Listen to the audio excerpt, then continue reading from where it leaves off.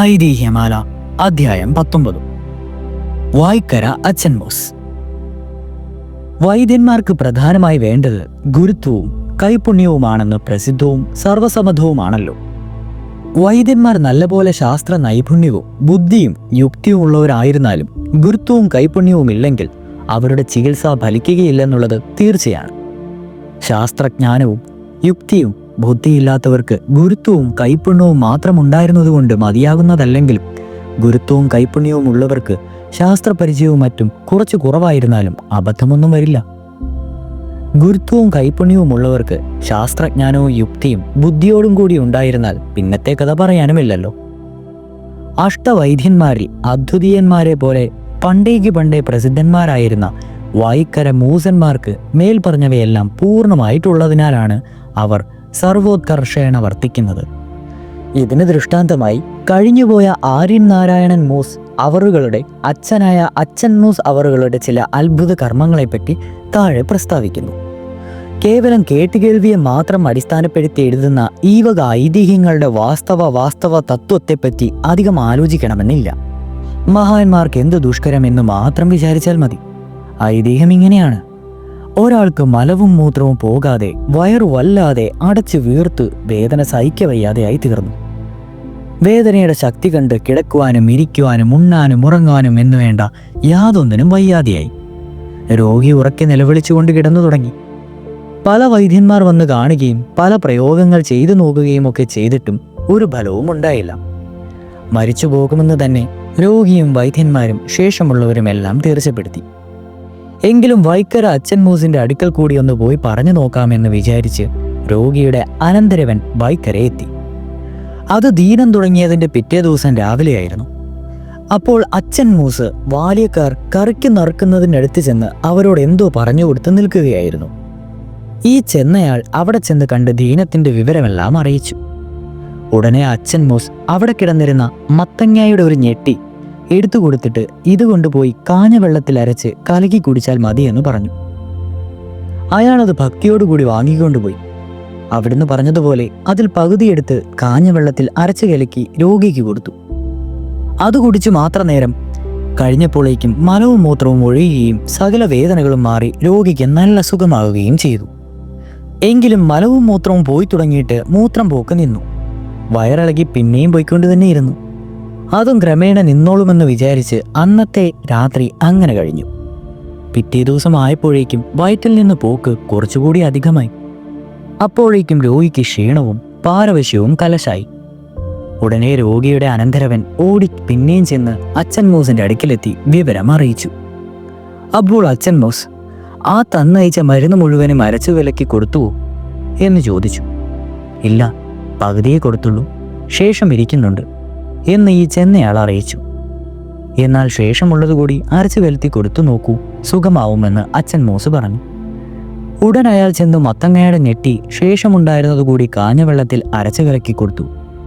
അത് കുടിച്ചതോടുകൂടി തന്നെ വയറ്റിൽ നിന്നും പോക്ക് നിന്നു.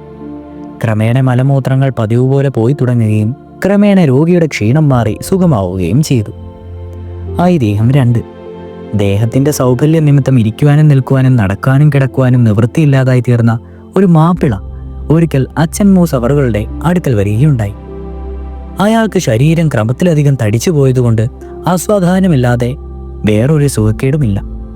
സാമാന്യത്തിലധികം തടിച്ചു കഴിഞ്ഞിട്ട് പിന്നെയും ദിവസം പ്രതി എന്ന പോലെ സൗകര്യം വർദ്ധിച്ചുകൊണ്ടിരിക്കുന്നതിനാൽ അയാൾ പല വൈദ്യന്മാരെ കാണുകയും പല ചികിത്സ ചെയ്തിട്ടും ഒരു ഫലവും കാണാതിരുന്നതിനുമാണ് ഒടുക്കം വായ്ക്കര വന്നത്.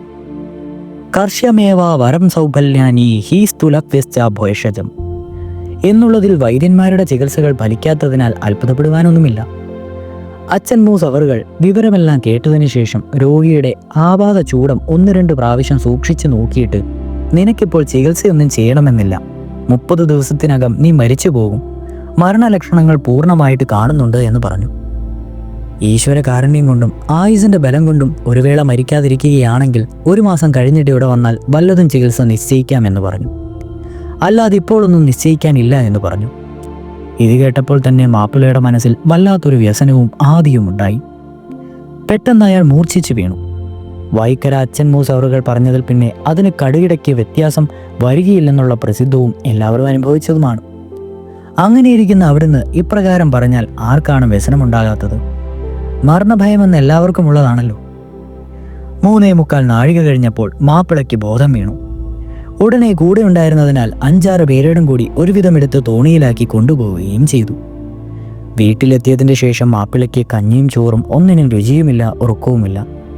ഒരു കാര്യത്തിലും ഉത്സാഹവും മനസ്സുമില്ലെന്നുള്ള സ്ഥിതിയിലായി തീർന്നു. ഭാര്യയും പുത്രന്മാരെയും വളരെ നിർബന്ധിച്ചാൽ കുറച്ച് കഞ്ഞി കുടിക്കും, അല്ലാതെ അയാളുടെ മനസ്സാലെ സ്നാനശാനാദികൾ ഒന്നും തന്നെ ഇല്ലാതായി തീർന്നു. ക്രമേണ ദേഹം ചടച്ചു തുടങ്ങുകയും ചെയ്തു. എന്തിനു വളരെ പറയുന്നു, ഒരു കുട്ടിയാനെ പോലെയിരുന്ന ആ കൂറ്റൻ ഇങ്ങനെ 1 മാസം കഴിഞ്ഞപ്പോഴേക്കും കൃശശരീരനായ ഒരു മനുഷ്യന്റെ ആകൃതിയായി. 1 മാസം കഴിഞ്ഞപ്പോൾ ഇനിയിപ്പോൾ മരിച്ചു പോവുകയില്ലായിരിക്കുമെന്നുള്ള ഒരു വിചാരവും മാപ്പിളയുടെ മനസ്സിൽ ഉണ്ടായി തുടങ്ങി. ക്ഷീണം നല്ലതുപോലെ ഉണ്ടെങ്കിലും അയാൾ എണീറ്റ് നടക്കുന്നതിനും മറ്റും യാതൊരു സ്വാധീനവും ഇല്ലാതാവുകയും ചെയ്തു. എങ്കിലും 1 മാസം കഴിഞ്ഞിട്ട് മരിച്ചില്ലെങ്കിൽ പിന്നെയും ചെല്ലണമെന്നാണല്ലോ വായ്ക്കര തിരുമേനി കൽപ്പിച്ചിരിക്കുന്നത്. അതിനാൽ ഒന്നുകൂടി പോകണം എന്ന് നിശ്ചയിച്ച് അയാൾ പരിവാര സമേതം വീണ്ടും അച്ഛൻമൂസ് അവറുകളുടെ അടുക്കിലെത്തി വിവരമെല്ലാം അറിയിച്ചു. അപ്പോൾ അവിടുന്ന്, നീ ഇനി ഇപ്പോഴെങ്ങും മരിച്ചു പോവുകയില്ല, ഞാനെന്നങ്ങനെ പറഞ്ഞ് മരിച്ചു പോകുമെന്ന് വിചാരിച്ചിട്ടുമല്ല. ചടച്ചവരുടെ ദേഹം തടിക്കാനല്ലാതെ തടിച്ചവരുടെ ദേഹം ചടയ്ക്കാൻ ചികിത്സയൊന്നുമില്ല. പിന്നെ ദേഹം ചടിപ്പിക്കുന്നതിന് മനോവിചാരം തന്നെയാണ് ചികിത്സ. മരണഭയം നിമിത്തം ഉണ്ടാകുന്നതിലധികം പ്രബലമായ മനോവിചാരം ഉണ്ടാകുവാൻ തരമില്ലല്ലോ. അതിനാൽ അന്ന് അങ്ങനെ പറഞ്ഞ് ഒരു ചികിത്സയാണെന്ന് വിചാരിച്ചാൽ മതി. ആ ചികിത്സ ഫലിക്കുകയും ചെയ്തുവല്ലോ. ഇപ്പോൾ ദേഹത്തിൻ്റെ സ്വാധീനക്കുറവൊക്കെ മാറിയില്ലേ?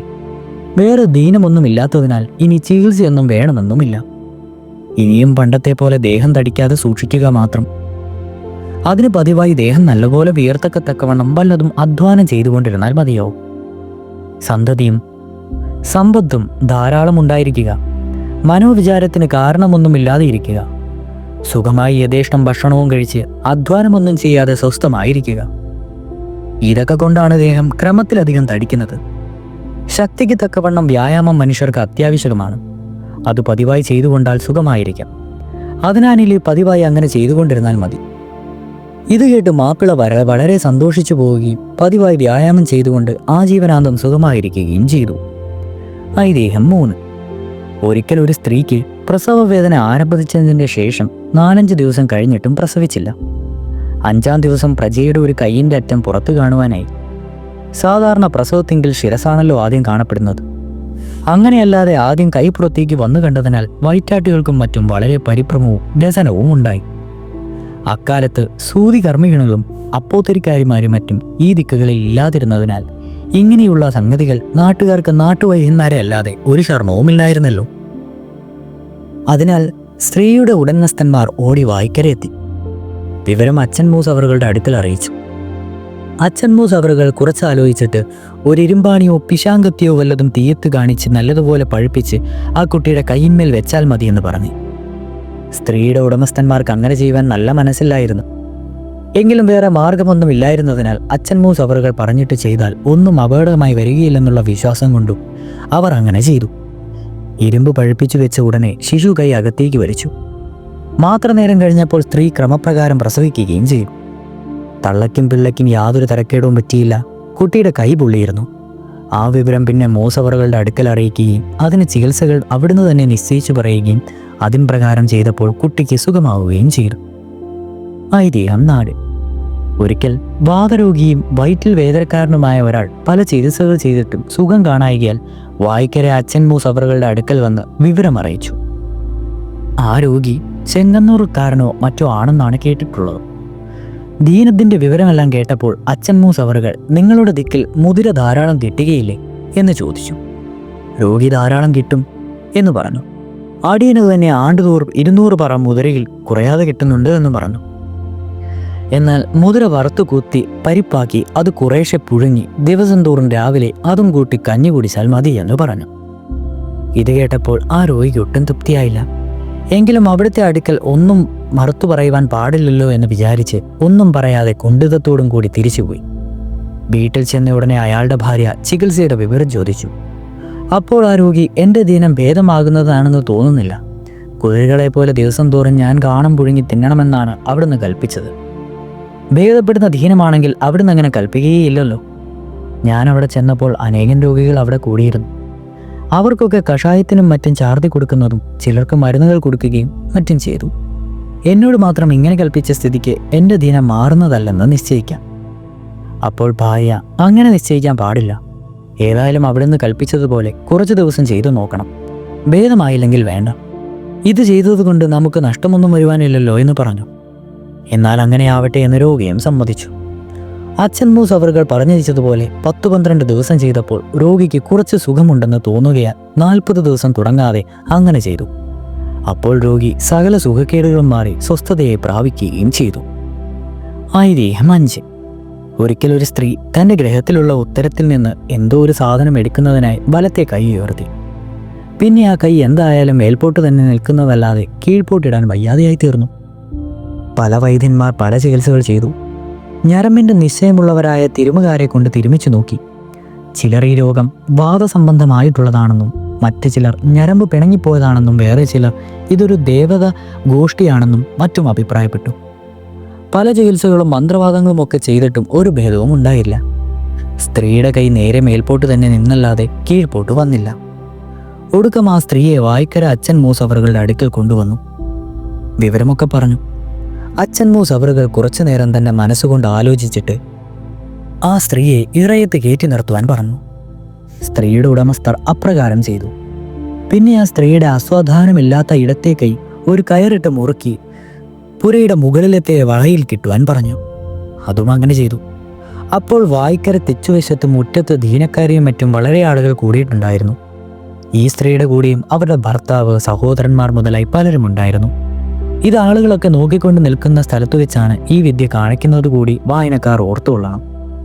സ്ത്രീയുടെ ഇടത്തെ കൈ മേൽപോട്ട് പിടിച്ചു കെട്ടിക്കഴിഞ്ഞപ്പോൾ അച്ഛൻ മൂസ് അവറുകൾ സ്ത്രീയുടെ ഭർത്താവിനെ വിളിച്ച് അവൾ ഉടുത്തിരിക്കുന്ന വസ്ത്രം അഴിച്ചു കളയുവാൻ പറഞ്ഞു.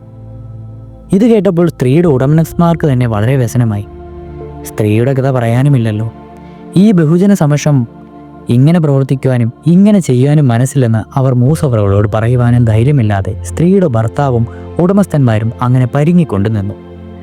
അപ്പോൾ അച്ഛൻ മൂസ് അവറുകൾ നിങ്ങൾക്ക് മടിയുണ്ടെങ്കിൽ ഞാൻ തന്നെ ആവാമെന്ന് പറഞ്ഞ് പെട്ടെന്ന് സ്ത്രീയുടെ അടുക്കിലേക്ക് ചെന്ന് വസ്ത്രത്തിൻ്റെ തുമ്പത്ത് പിടിക്കുവാനായി ഭാവിക്കുകയും സ്ത്രീയുടെ വലത്തെ കൈ കീഴ്പോട്ട് വരികയും ഒരുമിച്ച് കഴിഞ്ഞു.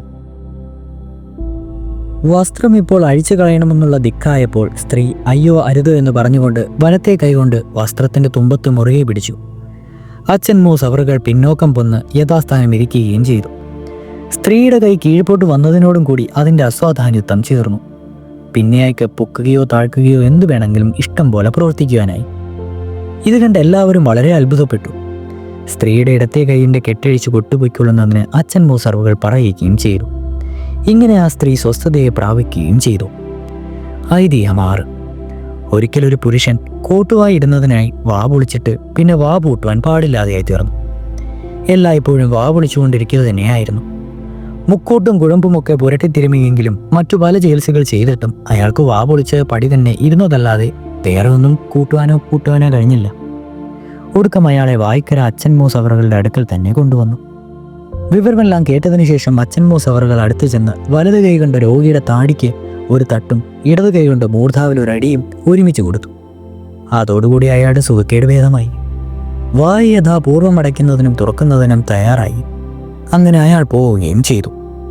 ഇങ്ങനെ അച്ഛൻ മൂസ് അവറുകളുടെ ദിവ്യത്വങ്ങളും അത്ഭുത കർമ്മങ്ങളും പറഞ്ഞാൽ അവസാനമില്ലാത്തതയുണ്ട്. ഇതെല്ലാം പ്രധാനമായി അവിടുത്തെ ഗുരുത്വവും കൈപുണ്യവും കൊണ്ട് തന്നെ എന്നുള്ളത് വിശേഷിച്ച് പറയണമെന്നില്ലല്ലോ.